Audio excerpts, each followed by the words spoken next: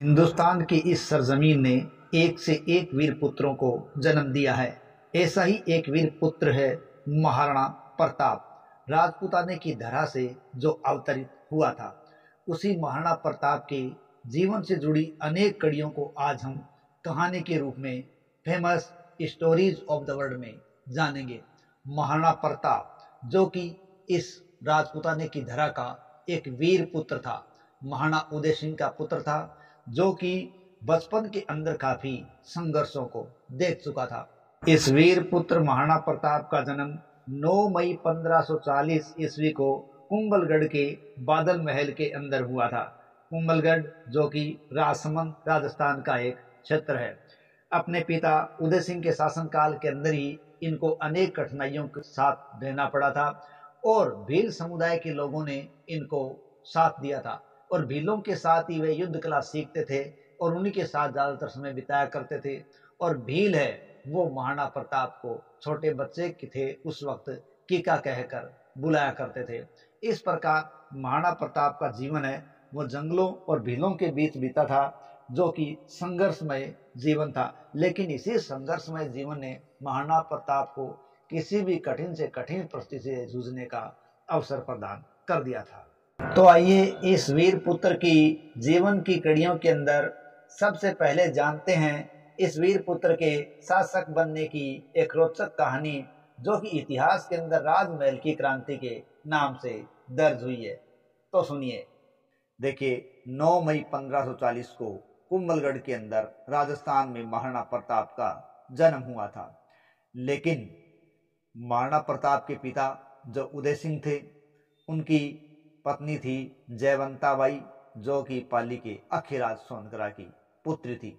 इसी जयवंताबाई से महाराणा प्रताप की उत्पत्ति हुई थी। लेकिन महाराणा उदय सिंह की एक छोटी रानी थी भटियाणी रानी, और इसी भटियाणी रानी की कोख से पैदा हुआ था जगमाल। यह भटियाणी रानी बहुत ही तेज थी।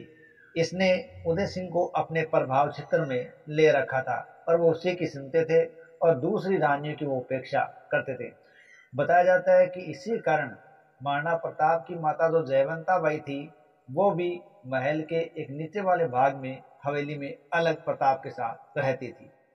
और यही भटियाणी रानी तथा उसका पुत्र जगमाल मेवाड़ के अंदर संघर्ष के कारण बने थे, अर्थात मेवाड़ के अंदर राजमहलों की क्रांति को इन्होंने जन्म दिया। देखिए, 28 फरवरी 1572 को जब महाराणा उदय सिंह की मृत्यु हुई थी, तो महाराणा उदय सिंह ने अपनी मृत्यु से पहले ही अपनी सबसे छोटी पत्नी भटियाणी रानी के पुत्र जगमाल को अपना उत्तराधिकारी घोषित कर दिया था, जो कि महाराणा प्रताप के पिता उदय सिंह के 9वें पुत्र माने गए हैं। देखिए, मेवाड़ के अंदर राजपूताने में एक ऐसी परंपरा थी जिसके अनुसार जब पिता का अंतिम संस्कार होता था तो बड़ा बेटा सुरक्षा कारणों से उस अंतिम संस्कार में भाग नहीं लिया करता था। तो यहाँ जब उदय सिंह का अंतिम संस्कार हुआ तो ना ही तो उदय सिंह के अंतिम संस्कार में महाराणा प्रताप मौजूद थे और ना ही जगमाल मौजूद थे। लेकिन यहाँ बड़े बेटे के रूप में महाराणा प्रताप है वो महल में थे, लेकिन साथ ही साथ जगमाल भी महल में ही थे। हालांकि जनता की, अन्य सामंतों की, सरदारों की, सबकी इच्छा थी कि बड़े पुत्र महाराणा प्रताप के हाथ में सत्ता आए। अंतिम संस्कार के बाद जब मेवाड़ी सरदार और सामंत महल मेवाड़ वापस लौटे तो उन्होंने देखा कि जगमाल के राज्य अभिषेक की तैयारियां चल रही थी। इसी समय महाराणा प्रताप के नाना अखेरा सोनगरा तथा साथ ही साथ ग्वालियर के राजा मान सिंह ने आपस में मंत्रणा की और उन्होंने बाद में प्रताप से मंत्रणा की और उनको राजा बनने के लिए तैयार किया था। बाकी सभी लोगों ने महाराणा प्रताप का पक्ष लिया था। इस पक्ष के कारण ही महाराणा प्रताप का पलड़ा मजबूत हो गया और उन्होंने जगमाल को हटाकर सत्ता प्राप्त कर ली थी। इस प्रकार यह जो घटना है जिसमें जगमाल को सत्ता से हटाया गया और महाराणा प्रताप है वो सत्ता पर काबिज हुए, ये घटना इतिहास के अंदर राजमहलों की क्रांति के नाम से जानी जाती है। जगमाल है वो यहाँ से रुष्ट होकर अब मुगल शासक अकबर की शरण में चला गया था और मुगल शासक अकबर ने इसका फायदा उठाया और उसे जहाजपुर का फरगना देकर अपनी ओर मिला लिया था। ये तो थी महाराणा प्रताप के शासक बनने की कथा, जो इतिहास में राजमहल की क्रांति के नाम से दर्ज हुई है। अब अगली कड़ी में जानते हैं महाराणा प्रताप जैसे वीर पुरुष को जन्म देने वाली माता जयवंता बाई के बारे में। महारानी जयवंता बाई मेवाड़ के महाराणा उदय सिंह की प्रथम पत्नी थी और उसी ने महाराणा प्रताप जैसे शेर पुत्र को जन्म दिया था। देखिए, इतिहास से जयवंता बाई के बारे में ज़्यादा जानकारियां प्राप्त नहीं होती है। इतना पता चलता है जयवंता बाई के गर्भ से महाराणा प्रताप का जन्म हुआ और इसी महाराणा प्रताप ने वीर शिरोमणि का एक खिताब प्राप्त किया। ये सिद्धांतों वाले एक ऐसे यशस्वी शासक हुए हैं जिन पर अपनी माता का प्रभाव बहुत ज़्यादा माना गया है। हालांकि उनकी माता के बारे में बहुत कम लिखा गया है। दरअसल पाली के अखेराज सोनकरा की पुत्री थी जयवंता बाई। ये बात उस समय की है जब महाराणा सांगा के पश्चात मेवाड़ के हालात खराब थे। दासी पुत्र बनवीर ने जब महाराणा उदय सिंह को मारने का प्रयास किया, उस समय त्याग और वीरता की प्रतिमूर्ति पन्नाध्याय ने अपने पुत्र चंदन का बलिदान देकर उदय सिंह की रक्षा की थी। कालांतर के अंदर बनवीर के सहयोगियों ने महाराणा सांगा और कर्मावती की संतान उदय सिंह को मारने से इनकार कर दिया। इससे हालात और भी खराब हो रहे थे। लेकिन ऐसी स्थिति के अंदर अखेराज ने उदय सिंह को कुंभलगढ़ में बुलाया और कुंभलगढ़ के अंदर ही उन्होंने अपनी पुत्री जयवंता बाई का विवाह उदय सिंह से कर दिया। इस प्रकार महाराणा उदय सिंह है, उनके ऊपर से ये धब्बा मिटने लगा कि वो महाराणा सांगा की संतान नहीं है। एक प्रकार से उनको बल मिला। लेकिन कुंभलगढ़ में रहते हुए ही यहाँ महाराणा प्रताप का जन्म जयवंता बाई के कोख से हुआ था और यहीं उनका पालन पोषण होने लगा। लगभग 3 साल तक कहते हैं कुंभलगढ़ के अंदर ही उनका प्रारंभिक जीवन व्यतीत हुआ था। और साथ ही साथ जयवंता बाई है वो पूरा ध्यान प्रताप सिंह का रखती थी और प्रताप सिंह के साथ साथ वो शक्ति सिंह का भी पूरा ध्यान रखती थी। हालांकि शक्ति सिंह उदय सिंह की दूसरी पत्नी से उत्पन्न पुत्र थे और वहाँ शास्त्रों की शिक्षा भी उनको मौखिक तौर से दी जाती थी। इसके अलावा उनको पौराणिक इतिहास का ज्ञान करवाया जा रहा था, धार्मिक ग्रंथों का ज्ञान करवाया जा रहा था। इसी प्रकार के जो उद्देश्यपूर्वक ग्रंथ थे उनके बारे में जयवंता बाई है वो बच्चों को बताया करती थी। लेकिन महाराणा प्रताप भी तेज बुद्धि के थे, अपने सवालों से हर किसी को अचंभित कर दिया करते थे और इन्हीं सिद्धांतों और मूल्यों पर चलकर ही महाराणा प्रताप ने अपने आप को वीर शिरोमणि के रूप में प्रस्तुत किया था। ये एक बड़ा ही घुड़सवार था, क्योंकि जो जयवंता बाई है वो एक अच्छी घुड़सवार थी, इसलिए उन्होंने अपने पुत्र को भी उस प्रकार की शिक्षा दी और वो एक बेहतरीन घुड़सवार या अश्वारोही के रूप में अपने आप को साबित करने में कामयाब हुए। उदय सिंह ने जयवंता बाई से शादी के बाद चित्तौड़ के अधिकांश इलाकों को भी जीत लिया था और हर कदम पर, हर स्थिति में, चाहे सुख हो चाहे दुख हो, हर स्थिति में जयवंता बाई है वो उदय सिंह के साथ कदम दर कदम मिला के रही थी। लेकिन बाद में जब मालपुरा के सोलंकियों से, जैसलमेर के भाटियों से वैवाहिक संबंध उदय सिंह ने स्थापित कर लिए तो धीरे धीरे हालात बदलते चले गए, क्योंकि जैसलमेर की भटियाणी रानी धीर बाई ने अब उदय सिंह को अपने प्रभाव में लाना शुरू कर दिया था। वो चाल पर दाल चलती गई और उदय सिंह को अपने वश में करती गई और इसी के कारण जयवंता बाई की मुश्किलें धीरे धीरे बढ़ती चली गई थी। उदय सिंह है वो अब परिवार सहित चित्तौड़गढ़ आकर रहने लगे थे। शुरुआत के दिन ठीक निकले और इस समय चित्तौड़ के इन इलाकों के अंदर प्रताप और शक्ति सिंह है उनको अस्त्र शस्त्र की शिक्षा दी जा रही थी। साथ ही साथ जयवंता बाई उनको तलवारबाजी के रूप में भी पारंगत कर रही थी। चित्तौड़ में ही अब धीर बाई है वो अब धीरे धीरे इस प्रकार की चालें चलने लगी कि उदय सिंह उसकी ओर झुकते चले गए। इसके कारण धीरे धीरे जयवंता बाई और उदय सिंह के बीच मनमुटाव रहने लगा, दूरियां बढ़ने लगी और एक ऐसा भी हालात आया कि जिस प्रताप की उम्र 10 साल थी तो उदय सिंह और जयवंता बाई अलग अलग हो गए थे। प्रताप अपनी माता के साथ रहे और ये जब 10 साल की उम्र में थे तो जालो राग कर रहने लगे। लेकिन लंबे समय तक उदय सिंह से इस प्रकार दूर रहना भी ये कोई आसान काम नहीं था। जालौर में रहते हुए प्रताप ने अपने पुरखों की कहानियां सुनी, उन्होंने किस प्रकार सांगा की वीरता थी उस प्रकार की कहानियां सुनी, लेकिन उदय सिंह है वो उनको वापस बुलाना चाह रहे थे। और जयवंता बाई ये समझ रही थी कि यदि लंबे समय तक हम जालौर में रहे, छिपते रहें और उदय सिंह को इसका पता है तो कहीं मेरे बेटे प्रताप का अहित न हो जाए। ऐसा सोचकर उसने जालौर से निकलना ही उचित समझा और माना जाता है कि वो अब जालौर से निकलकर भीलवाड़ा के जंगलों में रहने लगे और वहां भेष बदलकर 2 साल रहे। जंगलों का ये जीवन प्रताप के जीवन में एक युगांतरकारी बदलाव लाया, क्योंकि प्रताप को हर परिस्थिति के अंदर अब रहना आ गया था। 2 साल जब उन्होंने जयवंता बाई के साथ ये इस प्रकार के वेश बदलकर जंगलों के जीवन बिताए तो एक बहुत बड़ा बदलाव था, क्योंकि हल्दी घाटी के बाद जब महाराणा प्रताप को दर बदर भटकना पड़ा तो उसके ये मुश्किल भरे दिन उसके बहुत काम आए और उसको उन जीवन काल में चलाने के लिए किसी प्रकार की दिक्कतों को महसूस नहीं करने दिया। इस प्रकार ये जीवन एक बड़ा बदलाव था।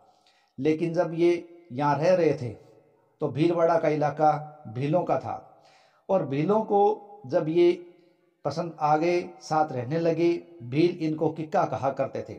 लेकिन एक बार की बात है कि खंजर से महाराणा प्रताप ने एक बाघ को मार दिया तो भीलों को ऐसा लगा कि ये कोई साधारण आदमी नहीं है, यानी जरूर इसके पीछे कोई और बात है। और उन्होंने जब जांच पड़ताल की तो पता चला कि ये महाराणा प्रताप है और ये जयवंता बाई है और जो कि मेवाड़ के महाराणा उदय सिंह के हैं। इस प्रकार से उनका प्रेम और लगाव है वो महाराणा प्रताप के साथ और भी ज़्यादा बढ़ गया और उन्होंने महाराणा प्रताप को किसी भी समय, किसी भी पल हर संभव सहायता देने का वादा कर दिया था। तो अपने राज्य के अंदर उदय सिंह है वो बदनाम से होने लगे थे, क्योंकि उनके पारिवारिक सदस्य, उनके सिपहसालार तथा उनके दरबारी लोग थे, वो अब उनकी इस जीवन शैली पर प्रसन्न चिन्ह लगाने लगे थे। इस प्रकार उन्होंने जयवंता बाई और प्रताप को वचन देकर वापस बुलाया और इस प्रकार कहते हैं 13 वर्ष की आयु में प्रताप वापस आए थे। और इस प्रकार माँ के प्रभाव में रहकर उन्होंने अपने जीवन के अंदर सिद्धांतों, मूल्यों को एक अमिट रूप से ग्रहण कर लिया था। लल्दी घाटी के युद्ध के पश्चात जब महाराणा प्रताप को भटकना पड़ा तो उन्होंने अपने परिवार को, अमर सिंह को साथ रखा और हर मुश्किल घड़ी में वो झेलते रहे। लेकिन उन्होंने अपनी माँ जयवंता बाई को किसी प्रकार का दुख तकलीफ नहीं होने दिया और उनको मंदसौर के शक्ति सिंह के पास भेज दिया, क्योंकि महाराणा प्रताप के भाई शक्ति सिंह इस समय मंदसौर पर कब्जा कर चुके थे।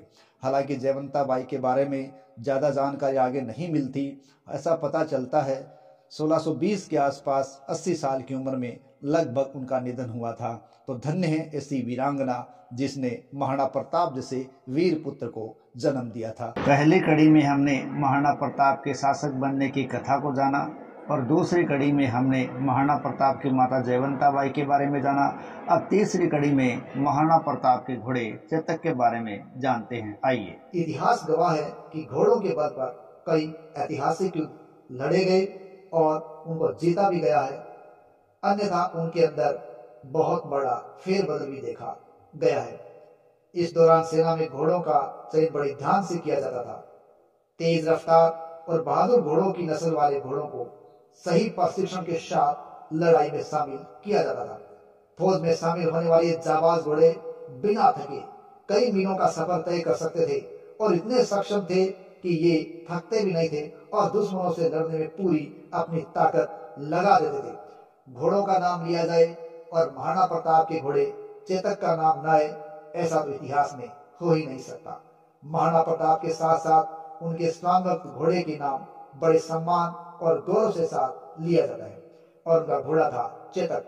चेतक की रफ्तार देख दुश्मन सेना की आंखें फटी की फटी रह जाती थी।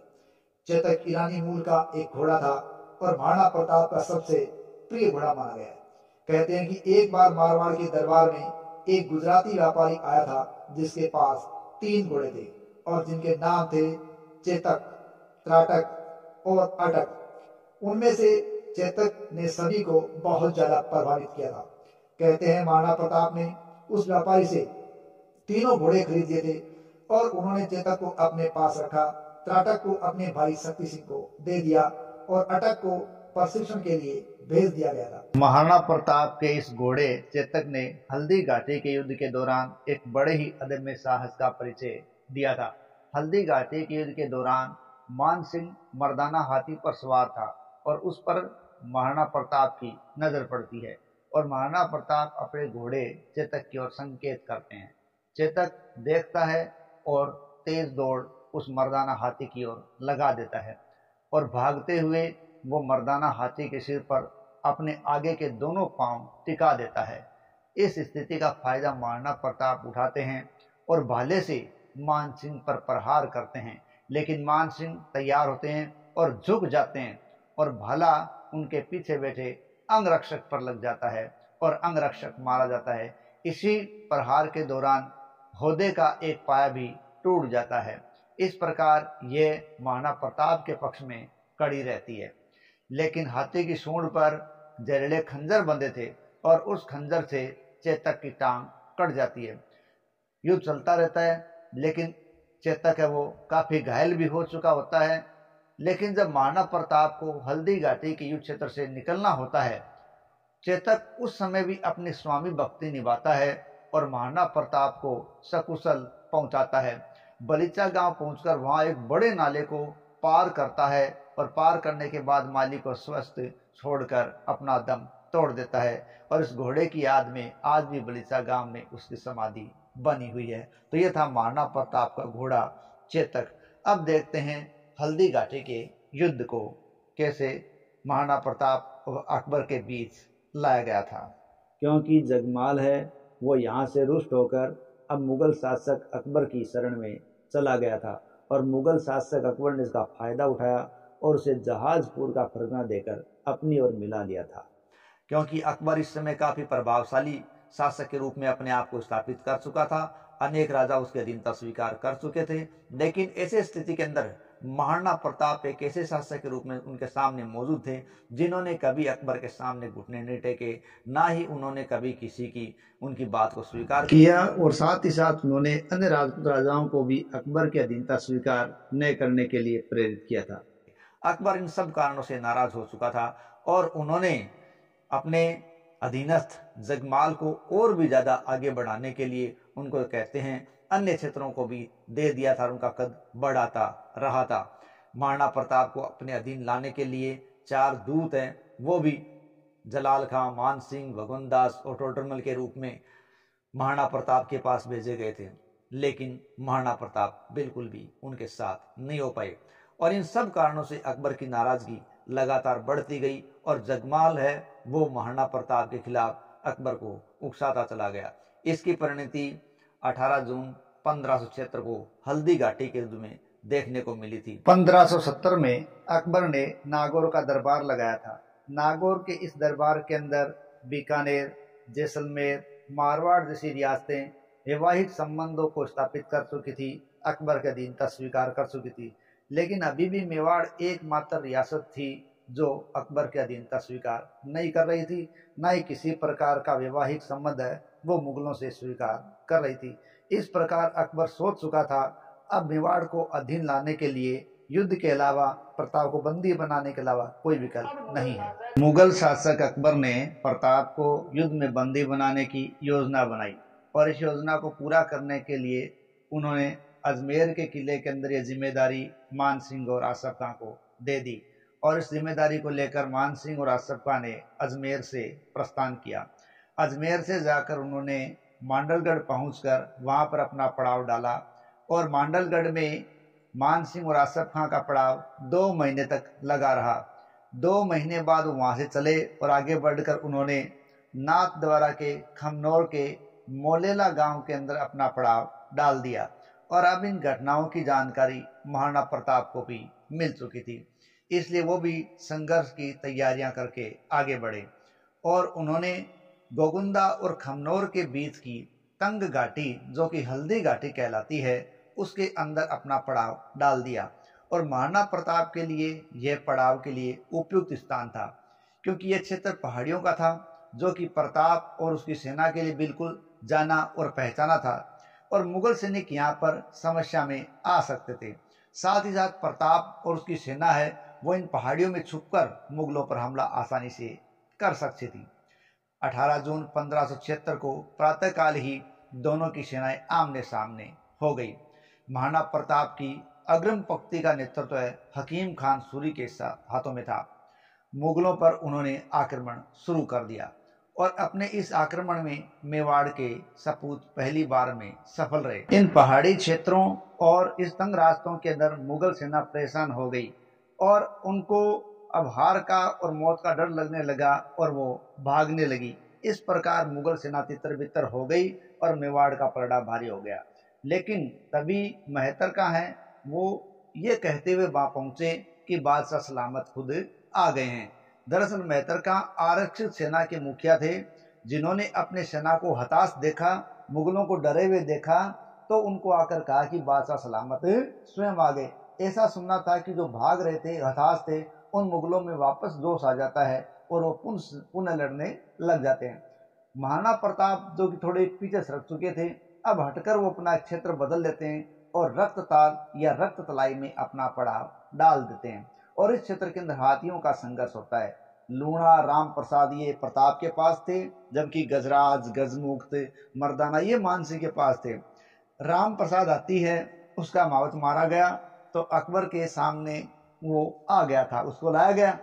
अकबर ने राम प्रसाद को पकड़कर उसका नाम पीर प्रसाद कर दिया। इस प्रकार मेवाड़ का हाथी मुगलों के हिस्से में चला गया और वहीं मर्दाना हाथी पर मान सिंह सवार था, तो वहां चेतक ने हमला किया प्रताप के इशारे पर। ये चीज हम पहले भी देख चुके हैं। तो प्रताप ने जब चेतक के द्वारा हमला किया तो चेतक की टांग पर जख्म आ गया, वो घायल हो गया, लेकिन प्रताप हमले में सफल रहा और मान सिंह को एक बार तो उसने मारने का पूरा प्रयास कर लिया, लेकिन वो नीचे होने से बच गए थे। अब जब वहां से नीचे उतरते हैं तभी जो मुगल सेना आने वाली थी, जो आरक्षित थी, वो आ जाती है और राणा अब चारों तरफ से घिर जाते हैं। तभी राणा को घिरे हुए देखकर झाला मन्ना या मान सिंह वहां आ जाते हैं और राणा प्रताप से निवेदन करते हैं कि वो यहाँ से निकलिए, क्योंकि मेवाड़ से अभी आपका संदेश आया है और मेवाड़ के लिए अभी आपको रहना है। और ऐसा कहकर वो राज के चिन्ह और छत्र खुद धारण कर लेते हैं और महाराणा प्रताप को वहां से निकाल देते हैं। महाराणा प्रताप का घोड़ा हालांकि चेतक का वो घायल हो चुका था, लेकिन अपने मालिक को वो सकुशल ले जाता है और बलीचा गांव में एक बहुत बड़े 22 फीट के नाले को पार कराने के पश्चात वो दम तोड़ देता है। इस घोड़े की समाधि बलीचा गांव के अंदर बनी हुई है और महाराणा प्रताप अपने घोड़े चेतक के मरने पर काफी अफसोस करते हैं। लेकिन तभी उन्हें एक आवाज सुनाई देती है, ओ नीला घोड़ा रा सवार। ये जो आवाज है वो उनके भाई शक्ति सिंह की होती है। दरअसल शक्ति सिंह नाराज होकर अकबर की शरण में जा चुका था और अब अपने भाई की इस हालत में देखा तो पीछे पीछे आ गया था और यहाँ उसने अपने भाई से मेल मुलाकात कर ली थी।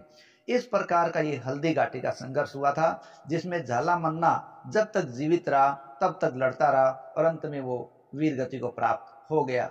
लेकिन हल्दी घाटी का ये जो संघर्ष है वो ना ही तो अकबर के मंसूबों को पूरा कर सका और ना ही राणा प्रताप को पूरी तरीके से तोड़ सका। हल्दी घाटी के संघर्ष को अलग अलग लोगों ने अलग अलग तरीके से बताया है। जैसे कर्नल टोड इसको थर्मोपोली कहता है, बदायूनी इसको गोगुंदा का युद्ध कहता है, अबुल फजल इसको खमनोर का युद्ध कहता है, तो कहीं कहीं इसको अनिर्णित धर्मनिरपेक्ष युद्ध भी कहा गया है। अगर गौर से देखें तो ये एक अनिर्णित युद्ध था, क्योंकि महाराणा प्रताप के लिए जो अकबर सोच रहा था वो कोई मंसूबा उसका पूरा नहीं हुआ, क्योंकि महाराणा प्रताप पकड़ में भी नहीं आया, अधीन नहीं आया, न युद्ध में मारा जा सका। तो अकबर ने नाराज होकर मान सिंह की जोड़ी भी समाप्त कर दी थी और हल्दी घाटी के युद्ध के बाद अकबर ने स्वयं राणा प्रताप के खिलाफ अभियान भी किया था। उसके बाद उसने शहबाज खां को भेजा था, तीसरा अभियान उसने फिर अब्दुल रहीम खान खाना को भेजा था, लेकिन ये सभी असफल रहे थे। इसी दौरान 1582 में प्रताप और उसके पुत्र अमर सिंह ने मुगलों की एक चौकी दिवेर पर कब्जा कर लिया था और ये दिवेर है वो इतिहास के अंदर मैराथन का संघर्ष के नाम से जाना जाता है, जो कि कर्नल टोड ने कहा है। दिसंबर 1584 में अकबर ने आमेर के जगन्नाथ कछवाहा के नेतृत्व में प्रताप के विरुद्ध अभियान भेजा था, लेकिन प्रताप है वो इसमें भी कामयाब रहे और जगन्नाथ को कुछ नहीं मिल पाया। 1585 के पश्चात अकबर ने राणा प्रताप के खिलाफ अभियान ही करने बंद कर दिए थे। इस प्रकार कहा जा सकता है कि युद्ध वाकई एक अनिर्णित युद्ध था। 1585 के दौरान लोणा चामुंडिया को चामुंड के क्षेत्र से महाराणा प्रताप ने हटा दिया था और वहां हटाकर उन्होंने चामुंड पर कब्जा किया और चामुंड को अपनी अस्थायी राजधानी बना लिया। महाराणा प्रताप की मृत्यु जब 1596 में हुई थी, तब तक ये जो चावंड है वो 12 वर्ष तक उनकी राजधानी रहा था। लेकिन अगर अपन कुल देखें तो चावंड है वो मेवाड़ की 28 वर्ष तक राजधानी रहा था। इस प्रकार हल्दी घाटी जैसा एक संघर्ष, अनिर्णित संघर्ष है, वो महाराणा प्रताप ने इतिहास को दिया है। लेकिन महाराणा प्रताप को इस युद्ध क्षेत्र से निकलना पड़ा, इसके पीछे भी कई कारण हैं। दूसरी बात, हकीम का सूरी जो कि इस युद्ध में महाराणा प्रताप की तरफ से अदम्य साहस की तरफ से लड़ रहा था, उसका भी मेवाड़ हमेशा ऋणी रहेगा। तो अगली कड़ी में जानते हैं हम मेवाड़ के ऋणी रहने वाले या जिनका मेवाड़ ऋणी है उन हकीम का सूरी के बारे में। तत्पश्चात हम उन कारणों को जानेंगे जिनके कारण महाराणा प्रताप को यहाँ से निकलना पड़ा था। कि जब भी मेवाड़ के या इस राजपूताने के या हिंदुस्तान के इतिहास में महाराणा प्रताप का नाम लिया जाएगा, तब तक प्रताप के दो सहयोगी भी इतिहास में याद किए जाएंगे।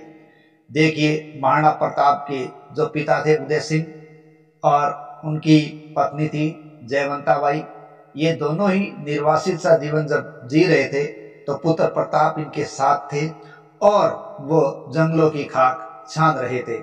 तो इस प्रकार जंगलों में इनका सहयोग हुआ था भीलों के साथ और भीलों के साथ ये पले बड़े थे और भील लोग राणा प्रताप को किक्का के नाम से जानते थे और इसी प्रकार ये भील है वो हमेशा राणा प्रताप के सहयोगी रहे थे। और इसी प्रकार दूसरा नाम लिया जाता है हकीम खान सूरी का। ऐसा बताया जाता है हकीम खान सूरी शेरशाह सूरी का वंशज था और शेरशाह सूरी के वंश का जब पतन हो गया और भारत के सिंहासन पर मुगलों का अधिकार हो गया और पठानों को सत्ता से बाहर कर दिया गया, तो ये पठान चोट लगे हुए थे और बदला लेने के लिए तत्पर थे और हकीम का सूरी इसी आस में मेवाड़ पहुंचा और उदय सिंह के अंतिम समय में मेवाड़ की सेना में भर्ती हो गया और बाद में हकीम का सूरी को महाराणा प्रताप ने अपना सेनापति बनाया। तो बताया जाता है कि बहुत से लोगों ने इस पर ऐतराज जताया था कि एक मुस्लिम पर आप भरोसा कर रहे हैं, लेकिन उस वक्त हकीम खान ने दरबार में कहा था जिसमें जब तक जान रहेगी तब तक इस पठान के हाथ से तलवार नहीं छूटेगी। और ये बात हकीम खान ने सच साबित की थी। हकीम खान जब 21 जून 1576 को संघर्ष हुआ था हल्दी घाटी का प्रसिद्ध युद्ध, तब उसने अपने एक अदम्य साहस का परिचय दिया था और अपने स्वामी से पहले खुद को बलिदान करने के लिए तत्पर रखा था और महाराणा प्रताप तक पहुंचने से पहले मुगलों को इन दो बड़ी चट्टानों से लड़ना पड़ा था। एक तो भील थे और दूसरा हकीम खान सूरी था। हकीम का सूरी ने मुगलों की सेना को आगे नहीं बढ़ने दिया और ये बहादुर लड़ते लड़ते 21 जून 1576 को युद्ध में वीर गति को प्राप्त हो गया था। और कई जगह ये बात भी कही जाती है कि हकीम का सूरी को जब दफन किया गया तो उनके हाथ से तलवार नहीं छूटी थी। इस प्रकार कहा जाता है कि जो बात हकीम का सूरी ने कही थी वो सच साबित हुई थी। उन्हें कब्र में दफनाया गया तो तलवार भी उनके साथ ही दफना दी गई थी। जहां कुछ सदियों बाद उनकी कब्र को मजार में तब्दील भी कर दिया गया और कुछ के द्वारा उन्हें पीर का दर्जा दे दिया गया। जहां मुस्लिम और हिंदू समुदाय के लोग मन्नत पूरी होने के लिए आज भी मन्नत मांगते हैं, माथा टेकते हैं। हकीम खां का सिर धड़ से अलग होकर जहां गिरा वो एक मजार रक्तलाई में है जहां कौमी एकता के लिए आयोजन होते रहते हैं। इस प्रकार मेवाड़ की जब बात आएगी तो मेवाड़ के ऋणी रहे भील और हकीम खां सूरी को भी याद किया जाए था। ऐसे वीर पुरुष हुए हैं जिन्होंने अपने मालिक के लिए किसी भी परिस्थिति तक, किसी भी हद तक जाने से हिचकिचाहट महसूस नहीं की और अपने मालिक के लिए इन्होंने अपने आप को बलिदान कर दिया था। शायद ही कोई हिंदुस्तान का ऐसा नागरिक होगा जिसने हल्दी घाटी के युद्ध के बारे में नहीं जाना और नहीं सुना होगा। 18 जून 1576 को हल्दी घाटी का ये संघर्ष हुआ था। लेकिन क्या जानते हैं कि हल्दी घाटी के इस युद्ध के दौरान महाराणा प्रताप को बीच में ही क्यों जाना पड़ा? तो आइए जानते हैं इसका कारण। 18 जून 1576 को होने वाले इस युद्ध के अंदर महाराणा प्रताप को सामने थे मुगलों के सेनानायक मान सिंह। उनके बीच भयंकर युद्ध चल रहा था। दोनों तरफ से अनेक सिपह सालार और अनेक सहयोगी दोनों तरफ से अपना अपना प्रयास कर रहे थे। राणा प्रताप के प्रमुख सहयोगियों के अंदर भी अगर हम देखें तो राणा कुंजा भी अपने तीर कमान के साथ या अपने धनुधारियों के साथ उनका पूरा सहयोग दे रहे थे। इस युद्ध के दौरान महाराणा प्रताप का जो प्रिय घोड़ा था चेतक, वो भी अपने अविस्मरणीय बलिदान के लिए हमेशा इतिहास प्रसिद्ध रहेगा। और इसी चेतक पर चढ़कर ही महाराणा प्रताप ने मुगलों के सेनानायक दहलोल खान लोधी को उन्होंने शरीर सहित घोड़े सहित 2 भागों के अंदर काट डाला था। तो ऐसा था चेतक। आइए अब जानते हैं महाराणा प्रताप को युद्ध क्षेत्र से वापस क्यों जाना पड़ा था। हाँ, और उसी दौरान महाराणा प्रताप के लोगों को ये सूचना मिलती है कि महाराणा प्रताप के पीछे के क्षेत्र पर कुंवर जगमाल ने आक्रमण कर दिया है और वह क्षेत्र और राज परिवार के लोग संकट में हैं।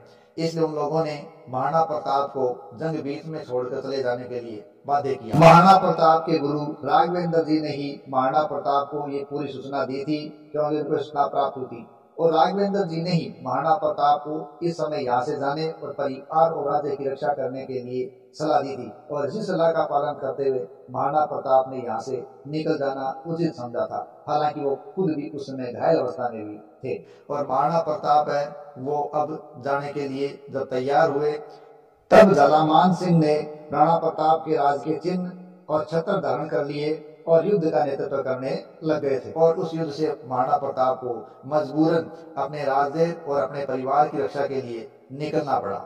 जब वापस जा रहे थे तो कई मुगल सैनिकों ने उनको जाते हुए निकलते हुए देख लिया, तो उन्होंने उनका पीछा किया। उस पीछा करते हुए लोगों को महाराणा प्रताप के भाई शक्ति सिंह ने देख लिया। और शक्ति सिंह जो कि इस समय अकबर के सहयोगी थे, तो उन्होंने इस प्रकार भाई का पीछा करते हुए मुगल सैनिकों को देखा, तो उन्होंने पीछा करके उन सभी मुगल सैनिकों को मार दिया। और महाराणा प्रताप ने उनको आगे बढ़ने के प्रेरित किया, क्योंकि महाराणा प्रताप ने उनको बताया कि जगमान ने है वो राज्य पर आक्रमण कर दिया है और राज परिवार मुश्किल में। तब शक्ति सिंह जो अपने भाई से बिछड़े हुए थे वो गले मिले और उन्होंने अपना घोड़ा अपने भाई प्रताप को दिया। देखिए ऐसा इसलिए हुआ कि चेतक इस समय काफी घायल हो चुका था और वो एक नाले को पार कर रहा था, और उस नाले को पार करने के बाद ही वो वहां धराशायी हो गया और वो चलने के लायक नहीं रहा। ऐसी स्थिति के अंदर घायल चेतक ने वही प्राण त्याग दिए और महाराणा प्रताप ने फिर अपने भाई शक्ति सिंह के घोड़े से आगे की यात्रा की थी और आगे जाकर अपने परिवार और अपने राज्य की रक्षा की थी। इस प्रकार महाराणा प्रताप को हल्दी घाटी के संघर्ष से इसी कारण बीच में से जाना पड़ा था। हालांकि बाद में जगमाल कभी भी सत्ता को प्राप्त नहीं कर पाया और महाराणा प्रताप मुगलों से हमेशा संघर्ष करते हुए ही वीर गति को प्राप्त हुए थे। उनकी मृत्यु कहते हैं जब जनवरी 1596 में धनुष की परतंचा चढ़ाते हुए थी, तो कहते हैं उनकी मौत पर अकबर ने भी आंसू बहाए थे, क्योंकि वो उस व्यक्ति को कभी अधीन नहीं ला सका और वो उसकी बहादुरी से बड़ा ही प्रशंसित था। क्योंकि अकबर है वो हल्दी घाटी के युद्ध के बाद मान सिंह से भी इस बात को लेकर नाराज हुआ था कि वो महाराणा प्रताप को झुकाने या पकड़ने में नाकामयाब रहा। लेकिन अकबर ये जानता था कि महाराणा प्रताप इस राजपुताने का एक सच्चा सपूत और एक सच्चा वीर था, जिसे झुकाना कोई आसान काम नहीं था। वो मातृभूमि का एक ऐसा सपूत था जिसने सत्ता भी एक क्रांति के रूप में प्राप्त की थी और मुगलों के आगे कभी भी उसने घुटने नहीं टेके थे और अपने आप को इतिहास के अंदर अमर कर दिया। महाराणा प्रताप जिनकी पत्नी थी अजबदे पंवार, अजबदे पंवार है वो पुत्री थी मामरख सिंह पंवार जो बिजोलिया ठिकाने के थे, उनकी पुत्री थी। उनके साथ इनका विवाह हुआ था और अजबदे इनकी पहली पत्नी थी। ऐसा बताया जाता है कि महाराणा प्रताप की 14 पत्नियां थी, लेकिन प्रथम पत्नी अजबदे पंवार थी। और महाराणा प्रताप जब 17 साल के थे तब ही अजबदे से इनका विवाह हो गया था और अजबदे की उम्र उस समय 15 वर्ष की थी। और यही अजब दे वो पत्नी थी महाराणा प्रताप की, जिसने प्रताप के पुत्र अमर सिंह को पैदा किया था। यानी अजब दे का ही पुत्र हुआ था अमर सिंह, जिसने प्रताप के बाद में सत्ता की कमान संभाली थी और अपने आप को प्रताप के एक सच्चे वंशज के रूप में साबित भी किया था। इस प्रकार हमने महाराणा प्रताप के जीवन से जुड़े शासक बनने की कथा, उनकी माता जयवंता बाई के बारे में, उनके घोड़े चेतक के बारे में, हल्दी घाटी के युद्ध के बारे में, हकीम का सूरी के बारे में, और साथ ही साथ मेवाड़ के इस राजपूत वीर को युद्ध क्षेत्र से वापस जाने के कारणों के बारे में चर्चा की। अब चलते चलते इस हल्दी घाटी के युद्ध के दौरान महाराणा प्रताप के प्रिय हाथी की वीरोचित गुण की भी चर्चा कर लेते हैं, जिनके बारे में बहुत कम लोग जानते हैं। तो आइए जानते हैं महाराणा प्रताप के हाथी राम प्रसाद की विशेषताओं के बारे में। महाराणा प्रताप के साथ साथ महाराणा प्रताप के प्रिय घोड़े चेतक की कथाएं भी इस पूरे इतिहास के अंदर भरी हुई हैं, लेकिन बहुत कम लोग महाराणा प्रताप के स्वामी भक्त हाथी के बारे में जानते हैं। दरअसल महाराणा प्रताप का एक प्रिय स्वामी भक्त हाथी था राम प्रसाद, जो कि बचपन से ही महाराणा प्रताप के साथ था। मेवाड़ी हाथियों में राम प्रसाद बहुत ही चतुर और बहुत ही समझदार हाथी माना गया है। ये राम प्रसाद हाथी इतना बुद्धिमान था कि किसी भी महावत को उसे किसी भी प्रकार का निर्देश देने की आवश्यकता नहीं रहती थी, वो स्वयं ही समझ जाया करता था। और इतिहास इस बात का भी गवाह है कि राम प्रसाद जब भी युद्ध भूमि में होता था तो उस पर हमेशा एक तलवार लटकी रहती थी, और जो तलवार उस पर लटकी रहती थी या यूं कहे उसके बांधी जाती थी, वो तलवार 80 किलो वजन वाली होती थी।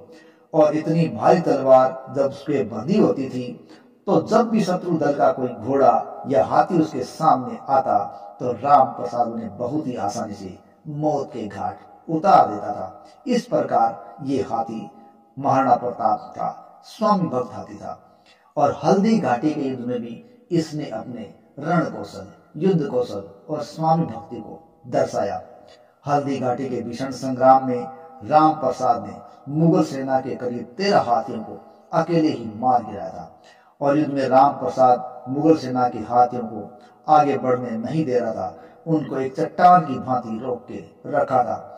हल्दी घाटी के युद्ध का आंखों देखा हाल लिखा है बदायूनी ने अपनी पुस्तक मुंतखब उल तवारीख में भी इसके बारे में लिखा है। उसने लिखा है कि मैंने इस तरह का दृश्य पहले कभी नहीं देखा, जब एक हाथी बिना महावत के युद्ध भूमि में लड़ रहा हो। इस प्रकार के से उसने अपनी लेखनी को राम प्रसाद के लिए चलाया था। किसने? बदायूनी ने। किस किताब ने? मुंतखब उल तवारीख में। राम प्रसाद को देखकर ऐसा लग रहा था कि वह अकेला ही हमारे 100 हाथियों पर भारी पड़ेगा। ये शब्द हैं बदायूनी के। राम प्रसाद का पराक्रम और समझदारी देखकर हल्दी घाटी युद्ध में मौजूद मुगल सेना के बड़े बड़े सेनापतियों के रोंगटे खड़े हो गए थे।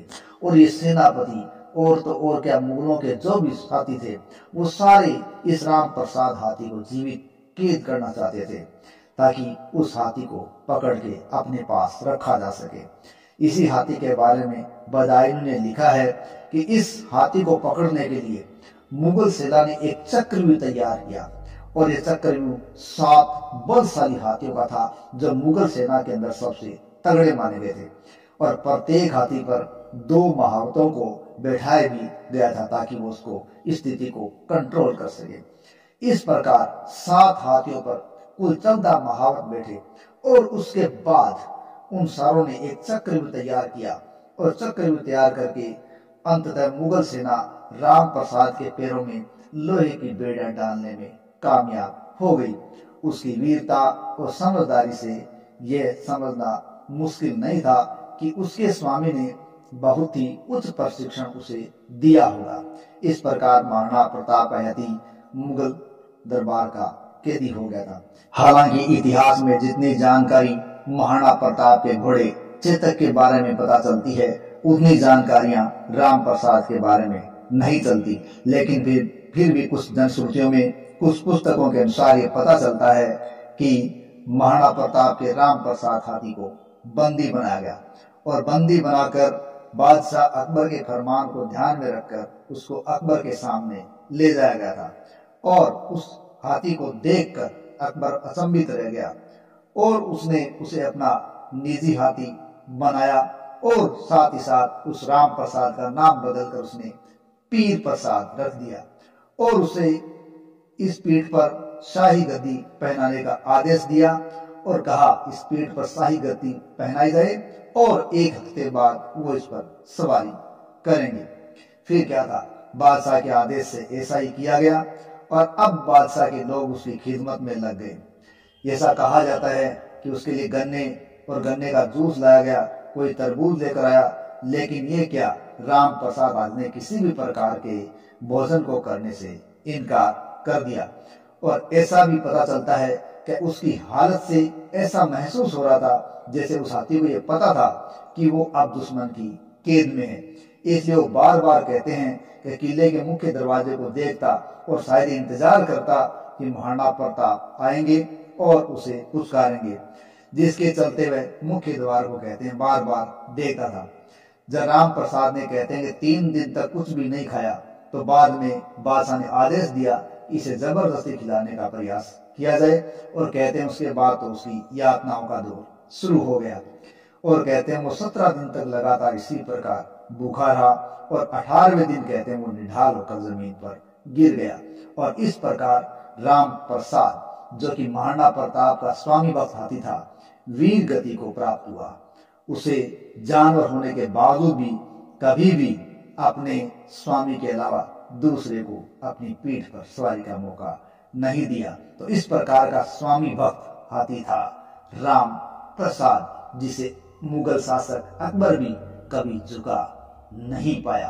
तो जैसे रणबांकुरे, जैसे रण कौशल के धनी महाराणा प्रताप थे, वैसे ही उनके घोड़े चेतक और वैसे ही स्वामी भक्त उनके जानवर हाथी राम प्रसाद थे। धन्य है ये धरा, धन्य है मेवाड़। तो ये था महाराणा प्रताप वीर पुत्र का जीवन वृत्तांत। आशा है आपको ये वीडियो पसंद आया होगा। यदि हमारा वीडियो पसंद आए तो प्लीज़ वीडियो को लाइक करें, कमेंट करें, शेयर करें और हमारे चैनल को सब्सक्राइब करें। इसी के साथ जय हिंद, जय भारत और जय मेवाड़।